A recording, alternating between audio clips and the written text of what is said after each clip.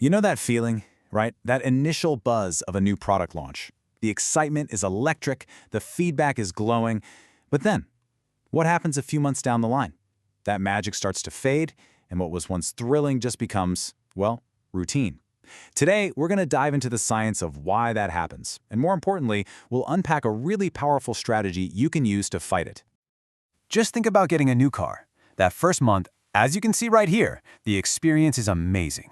You're loving that new car smell, playing with all the buttons. It's an event every time you get behind the wheel. But fast forward to month 2, and yeah, the shine starts to wear off. By month 4, it's just your car. It gets you from A to B. That initial thrill is completely gone. This predictable drop-off, this is the exact challenge that we are tackling. So there's actually a scientific name for this phenomenon. It's called habituation. All it means is that the more we're exposed to something, the less intense our reaction to it becomes. And listen, this is not a knock on your product or your service. It's just a fundamental, baked-in feature of how the human brain works. We are literally wired to filter out the familiar. Now, if you're coming from a business background, you might be thinking, hang on, this just sounds like diminishing marginal value, right? The idea that the 5th cookie is never as good as the first. And you're not wrong, they are related, but there's a really crucial difference, and it all comes down to time. Diminishing marginal value is about a single point in time, how much you value the next thing. Habituation, on the other hand, is about how your feelings about the whole experience change over days, weeks, and months. So what's actually going on in our brains to make this happen?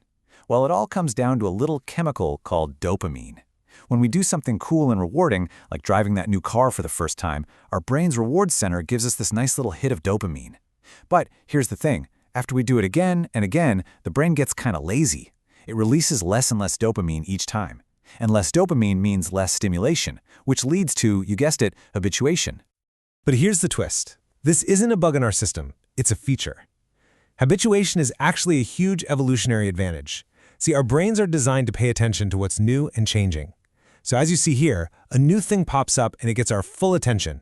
But once that thing becomes constant and predictable, the brain wisely says, okay, I've seen this before, it's not a threat, and filters it out. This frees up precious mental energy so we can spot the next new thing, whether it's a predator or a new opportunity. It's a survival mechanism. Okay, so we've established that our brains are basically hardwired to get bored. As people who create customer experiences, how in the world do we fight back?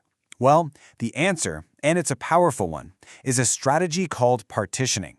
This is all about intentionally breaking up an experience into smaller, distinct episodes. The goal is to interrupt that pattern of sameness and make the whole thing feel fresh and new all over again.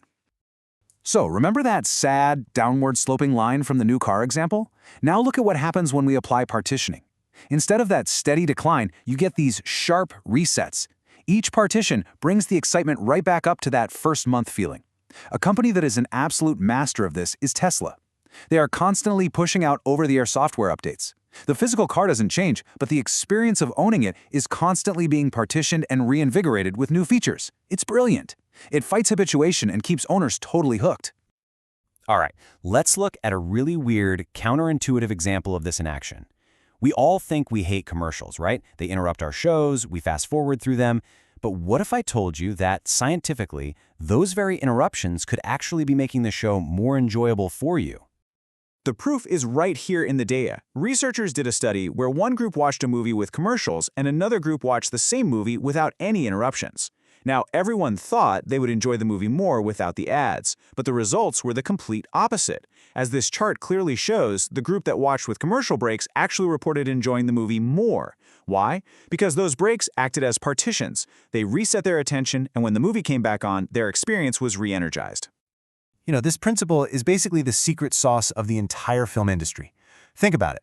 Every single cut in a movie, every time it goes from a wide shot to a close-up or changes the camera angle, is a tiny little partition. It's a micro reset that's specifically designed to fight habituation, to stop our eyes from glazing over, and to yank our attention to exactly what the director wants us to see. It's partitioning happening on a microsecond scale.